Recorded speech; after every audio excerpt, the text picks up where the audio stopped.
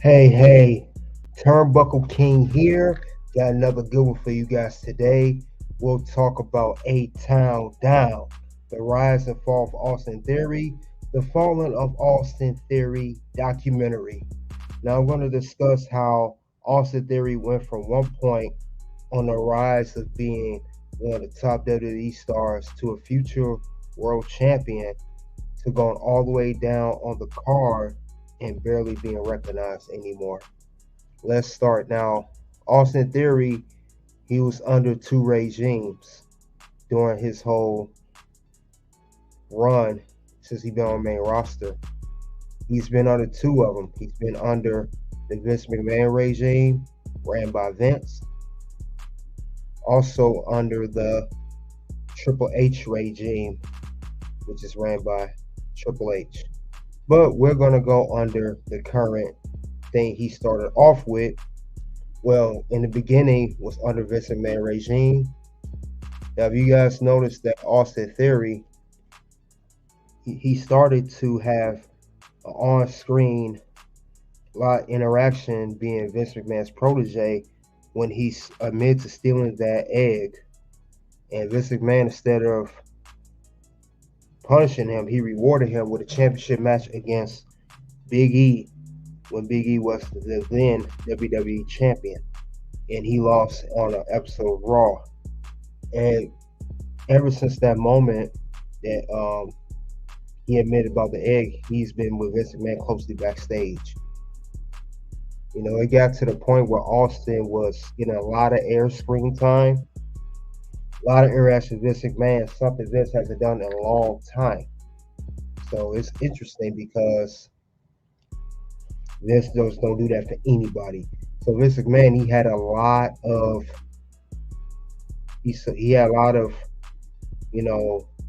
potential he could see in Austin Theory, and he was backing him up definitely.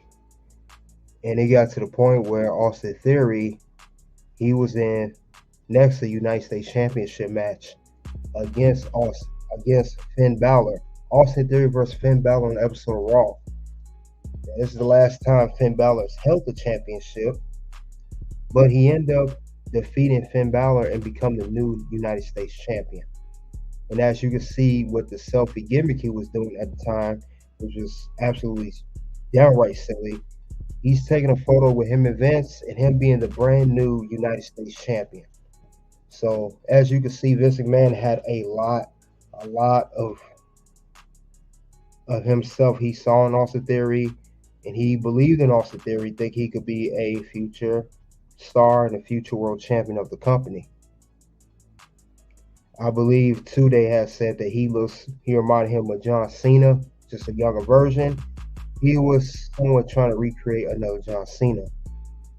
Now, it got to the point where he was in other main events and he was on other PLEs. He was at the Money in the Bank. Now, here, he lost his championship against Bobby Lashley in this match. And also, this is at the point where Austin Theory just became Theory. He explained it in the backstage segment that he was no longer going to be called Austin. They took the Austin out and it was just going to be just Theory alone. Now, even though he lost the championship against Bobby Lashley at the Money in the Bank 2022, he later on to become Mr. Money in the Bank. Now, this was surprising because he was not initially in this match. He was added in this match last minute, and some fans probably knew that, okay, he's going to win the Money in the Bank contract match due to his interaction he had with Vince McMahon, all the segments that they had together. He was going to end up becoming Mr. Money in the Bank. So that's why he had lost the United States Championship, because he held the championship for maybe 75 days during his run before he lost it. So under Vince McMahon regime, he won the Money in the Bank, United States champion, and a name change. Austin Theory 2 Theory. And he went over very good stars. He had defeated Jeff Hardy, he defeated Finn Balor, he defeated others. But during the whole scandal of Vince McMahon and the whole stuff he got caught up in due to taking, had to retire, there was a brand new regime, brand new management, brand new everything as far as creative goes. And that's where it comes the second part of Austin Theory's run. Because that was the rise part. It was all the rise of that Austin was doing. But during the Vince McMahon scandal, this was pretty much, after this scandal, was pretty much in the middle of Austin Theory's run, his push, and was the end of the Vince McMahon regime. When he was behind the Austin Theory character, we had a whole new brand regime, like I mentioned earlier, under Triple H regime, and this Triple H. Now Triple H and he's old creative. Now they're behind the character. Now we see here that Austin Theory tried to cash in, and he didn't cash in. He did not become United States champion off the cash in. He lost.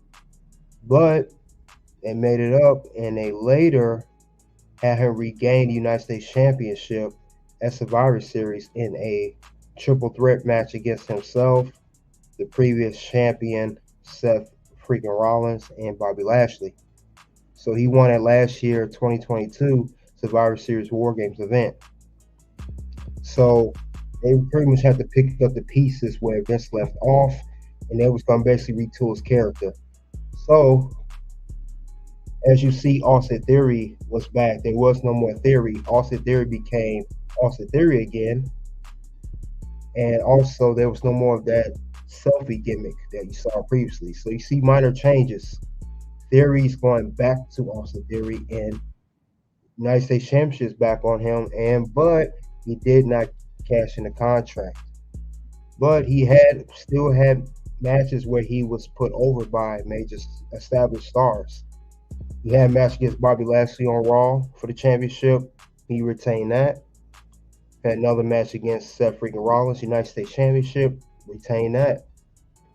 Now he did head on to the championship a little bit longer this time compared to his first run as champion, because they wanted to make Austin Theory a serious star, at least put some prestige on the United States Championship. That's what they was trying to do with him. Anything they could to put him over, because they know he was pretty much caught in the middle, and it wasn't Austin Theory's fault. It was creative, how he was booked, and then of course the middle of the regime of Vince McMahon and Triple H. So he's got caught in the middle of it. But this time, not only he was United States champion for a second time and winning over established stars on Monday Night Raw, but he had the biggest win to date of his career, because he's still United States champion. Like I said before, he held on to this belt. Now, this championship he held on to was 258 days. So way longer than his first run, which was about 75. This was against John Cena. And John Cena came back due to his Hollywood schedule. And he was going to work WrestleMania. And he worked against Austin Theory. Had a good promo. They cut it. Basically Cena's telling Austin Theory, you need this win. If not, everything's going to come crashing down. Austin Theory was taking shots at Cena, saying, his time is up. His time is now. But, Cena, normally he puts over stars. He don't have an issue. But he just was not feeling that kind of energy with Austin Theory. They say reportedly he has talked about this, how it's just not believable. The fans can see through the BS. If you don't believe in your character, it's what I said to Austin Theory. Dude, you are young. You are athletic. You will work for this company. You'll do interviews. You'll go X, Y, and Z. I don't believe what you do when you're out there. I don't. I said it to him personally before I said it publicly. No, I'm serious. I said it's a tough pill to swallow. So, since John Cena wasn't really feeling Austin Theory, He think it wouldn't go anywhere. You could kind of see that in the promos. Now I know he stated he told Austin Theory personally before airing it publicly on a podcast, but you could see that it wasn't like when he puts anybody else over. But he did defeat John Cena at WrestleMania and retain his United States Championship.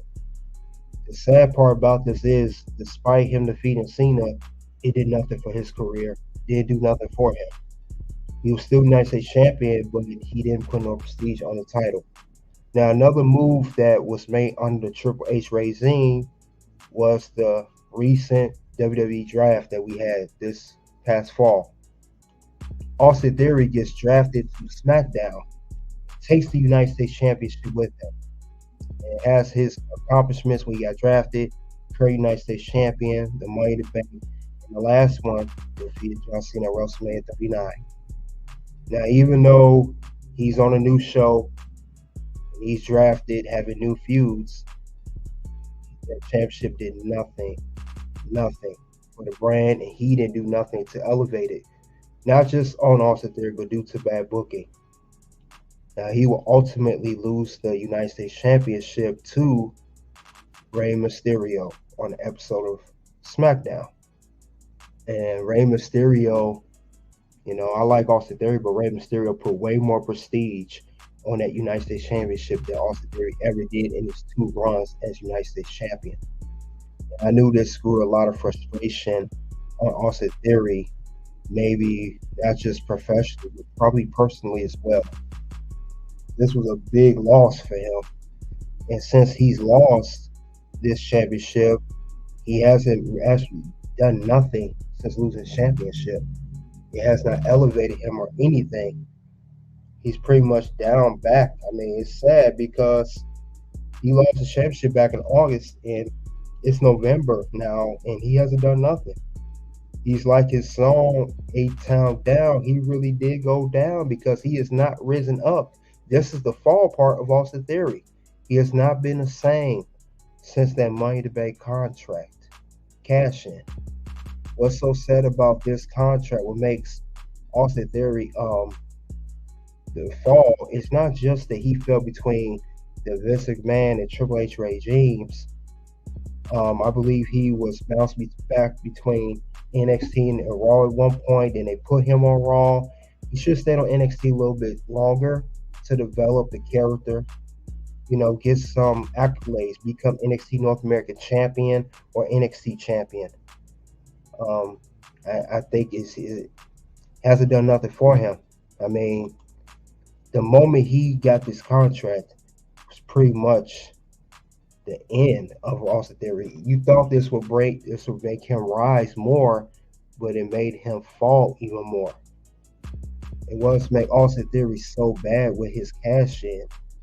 Not only he did not cash in the contract, but he is the first Money in the Bank contract winner, men or women, no matter, to fail to cash a contract on a secondary championship, not a world title. When he lost against Seth Rollins, this was not for a world championship. This is before the World Heavyweight Championship was even introduced to the WWE Universe. This was for the United States Championship. So how can he be believable if he failed to cash the contract? We get failed cashes happen, but you could even win back the United States Championship. Not only that, it's a United States Championship, which I still didn't understand. A United States Championship that you already previously held. That didn't make any sense to me. I don't get that. He was cashing a contract for a championship he had just held. Matter of fact, he lost the United States Championship the same night he won the contract. So that didn't make any sense. Then they added the rules that you could cash in for any championship, not a world championship. Let's be serious here.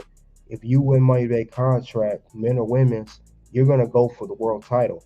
I'm not going to go in a ladder match, defeat many other opponents, 5, 6, 7, don't matter, just to cash in for a United States Championship or an Intercontinental Championship.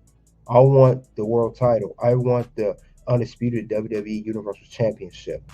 Now, Seth Rollins, he did defeat Austin Theory, but he was previously trying to cash in twice on Roman Reigns, and every time he did, Brock Lesnar got away at SummerSlam the first time, and then Clash at the Castle, Tyson Fury, the boxer knocked him out. So it was just downhill for Austin Theory at this point, and it's just sad because Austin Theory is very talented, but he's just not being booked right, and I think that's why he really is a town down, for real. And that's all I had regarding the subject of A Town Down, the rise and fall of Austin Theory. This is the Fallen of Austin Theory documentary. You guys let me know in the comment section, what do you think? Do you think Austin Theory has risen and fallen, or has he just stayed falling the whole time? Or should WWE creative do something different, to try to get him back up? At this point, I don't think there's anything else creative could do for him but send him back to NXT. My opinion. You guys let me know what you think about that. Some two videos will pop up. One will be WWE SmackDown November 17th special moments. The next one will be WWE Raw viewership rating. Until then, it is OUT.